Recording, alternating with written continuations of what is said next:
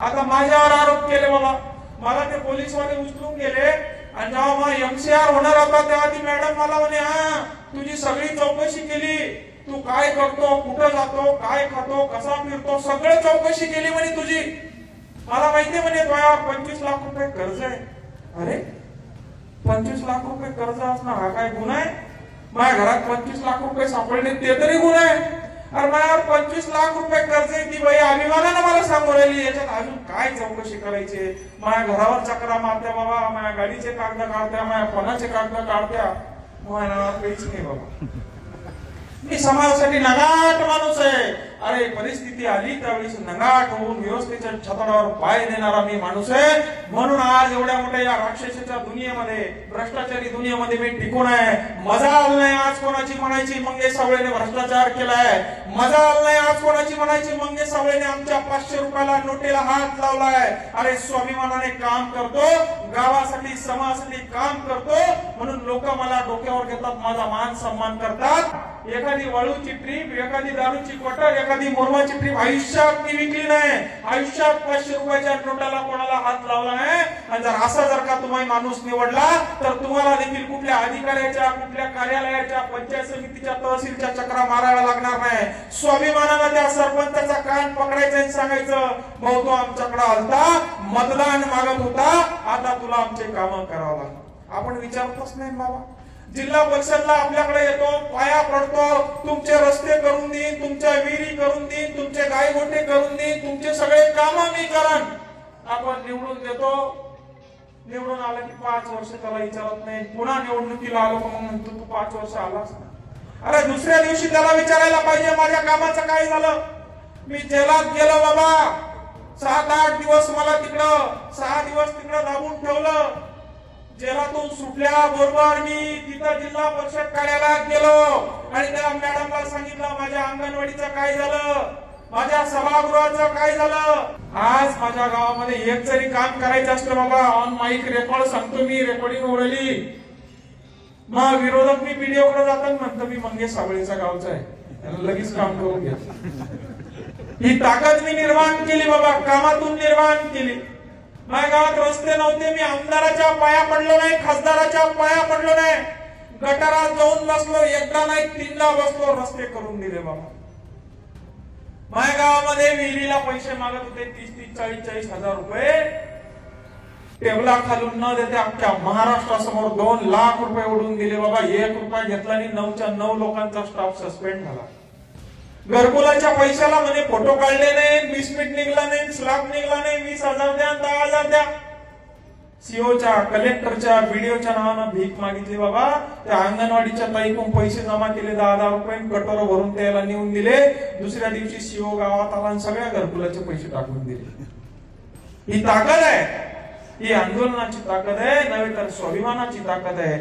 एखादा स्वाभिमानी माणूस निवडला की नक्कीच तुमचे काम होतात. तुम्हाला पैसे मागायची गरज नाही, तुम्हाला पैसे द्यायची गरज नाही, फक्त तुम्ही आता पैसे घेऊ नका. आता तरुण पोरांच्या हातात सत्ता द्या.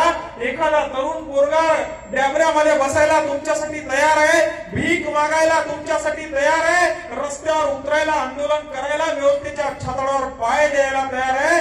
अशा माणसाच्या हातात सत्ता द्या. आज तुमचं आयुष्य सुधारलं नसेल, पण उद्याची येणारी पिढी तुमची सुधरेल. उद्या तुमच्या लेकरांना योग्य आरोग्य, योग्य शिक्षण मिळेल. मायबापांवर तुमचा देखील बदल होईल.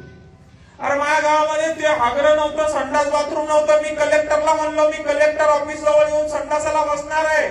3-3 संडास बाथरूम बाबा माझ्या गावात. ही काम करण्याची पद्धत आहे. कुठल्याही आमदारानं मला निधी दिला नाही, कुठल्याही खासदारानं मला निधी दिला नाही. कहून देईन बाबा ते? मी डायरेक्ट लोकसभाच लढू राहिलो, आमदारकीच लढू राहिलो. ते म्हणते याला मोठं करून काय फायदा आहे? काही लोकांचे चेहरे असे पडून जाते बाबा. मी गावात आल्यावर काही खुश होते बिचारे. मागच्या वेळेस आलतो ते एका बाबाच्या खिशात मला फोटो होता. चायना तू सांग म्हणे भाऊ मी मंगेश भाऊचं लय मानतो म्हणे, भाऊला फॅन आहे म्हणे मी भाऊचा. गावामध्ये या ठिकाणी मान सन्मान सत्कार. बरं हा मान सन्मान सत्कार कशाचा आहे दादा? योग्य काम करण्याचा. पैसे नाही द्यायचे लोकांना, लोकांकडनं पैसे देखील घ्यायचे नाही, फक्त लोकांचं काम करून द्यायचंय. त्यासाठी सरकार तुम्हाला पद देते, त्यासाठी सरकार तुम्हाला मानधन देते आणि ते काम तुम्हाला फक्त करायचे. आता तुम्ही एखाद्याचं काम घेऊन गेले, बीडीओ कडे गेले, तहसीलदाराकडे गेले किंवा एसडीएम कडे गेले, एसडीएम तुम्हाला, बीडीओ तुम्हाला, तलाठी, तहसीलदार डायरेक्ट पैसे तुम्हाला मागत नाही. एखादा तलाठी राहतो बाबा, तलाठी माहितीये गावात तलाठी येतात, तलाट्याकडे व्यवस्थित लक्ष ठेवा तुम्ही. 50-60 लोक त्या तलाकडे कागद घेऊन येतात, तलाठी जागेवर कधीच काम करत नाही. काय म्हणतं ते भाऊ सिस्टम खराब आहे, नेट नाही, पेन ड्राईव्ह घेऊन राहिला, कॉम्प्युटर खराब आहे, उद्या तालुक्याला या, उद्या देतो. आणि उद्या त्याचा फोनच बंद राहतो बाबा, 8 दिवस फोन बंद राहतो. ते परेशान होऊन जातात शेतकरी. ते म्हणतात नेमका प्रॉब्लेम काय? मग एक पिड्डू ठेवला राहतो त्याला. मग ते काय म्हणतात त्याला 2-4 चिरीमिरी काही देऊन टाक किंवा 7-12 काढून देईन. ते म्हणतात बाबा 1000 नाही 2000 घे, पण बाबा 7-12. ही भ्रष्टाचाराची सिस्टम आहे बाबा, आणि इथून चालू झालेली आहे. आपण त्याला पाठबळ देतो, आपण त्याला प्रोत्साहन देतो. भ्रष्टाचाराच्या छतावर जर का तुम्ही पाय दिले नाही तर हा भ्रष्टाचाराचा किडा या सिस्टीमला खाल्ल्याशिवाय राहणार नाही. आणि आज असं आपलं आयुष्य उद्ध्वस्त झालंय, आज आपलं आयुष्य अस्वस्थ झालंय, तसं उद्या आपल्या लेकरांचं झाल्याशिवाय राहणार नाही. परवा तुम्ही बघितलं, माझ्या हातात हातकड्या होत्या, हातकड्या टाकून मला फिरवत होते, गाडीत टाकून. मला माहित होतं मी का कुठं आतंकवादी आहे का, काही चुकीचे काम करून मी गेलतो.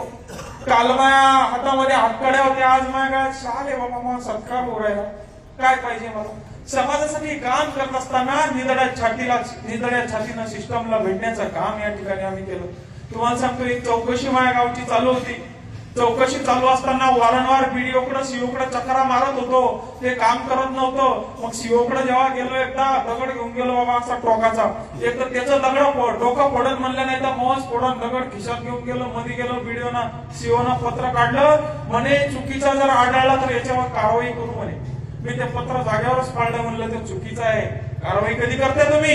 एक त्याच्यावर फेकलं, एक इकडं फेकलं, बाहेर आलं, डोकंच फोडतो म्हणलं. मग कार्यकर्ते 2-4 जणांनी मला धरलं, येणं झाला, म्हणजे भाऊ कुठं रक्त सांडतो लोकांसाठी. गाडीत बसलो, घरी आलो, तो दगड तसाच घरी घेऊन आलो बाबा. लाकडाची पेटी होती, त्या पेटीत तो दगड तुला. म्हातारी म्हणे काय? म्हणलं ते कामाचा दगड आहे, ते देवाप्पा देईल तसाच ठेव. 6 महिन्यानंतर बँकेचा, महाराष्ट्र ग्रामीण बँकेचा वडोद बाजारचा प्रॉब्लेम होतो बाबा, फायली मंजूर करत नव्हतं ते. तोच दगड तिथं घेऊन गेलो, टपडा घेऊन गेलो, त्या दगडात डोकं फोडलं बाबा. एका दिवसात 24 तासाच्या आत सगळ्या फायली मंजूर झाल्या.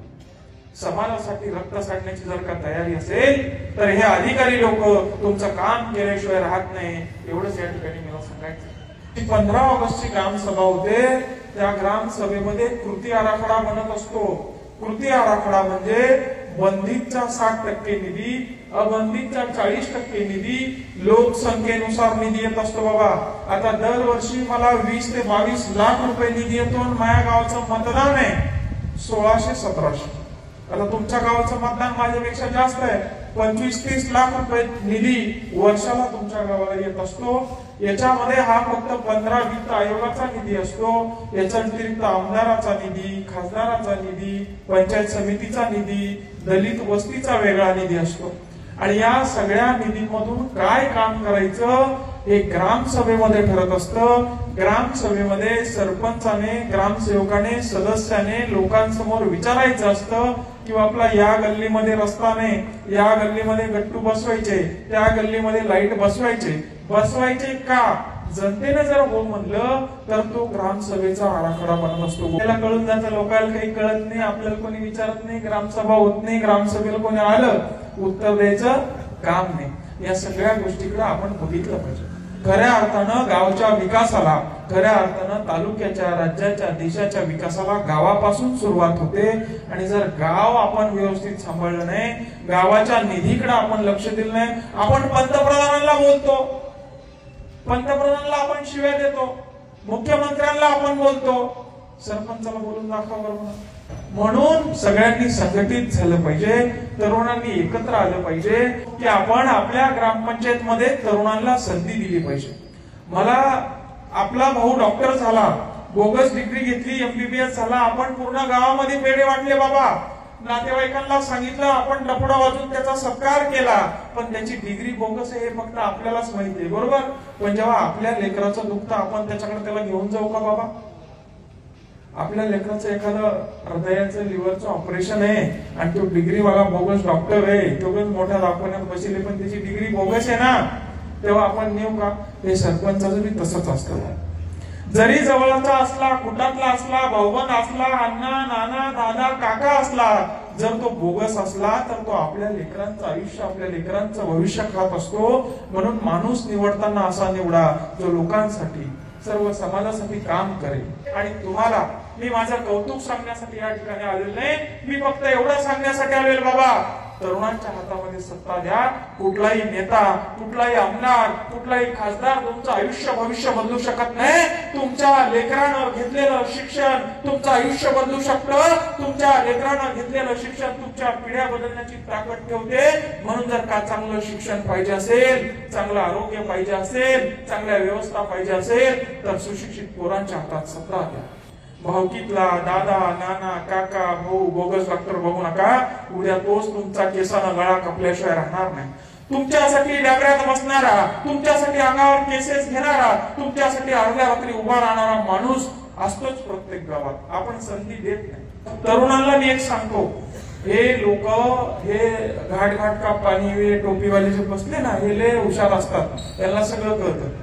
तुम्ही जर खरंच प्रामाणिक असेल, तुमच्या काळजामध्ये हृदयामध्ये खरंच समाजसेवा करण्याची इच्छा असेल, तर ते बघतात, त्यांची ती नजर आहे, त्यांना ते कळतं. आणि ग्रामपंचायतसाठी उभं राहा.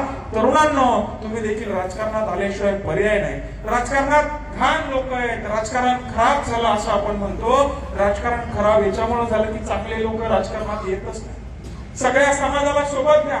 18 पगड जातींना, मुस्लिम बांधवांना, दीन दलित गोर गरिबाला सोबत घ्या. पॅनल तयार करा, बिनधास्त छातीटोकपणे लढा. पण निवडून आल्यावर पैसे घेऊ नका.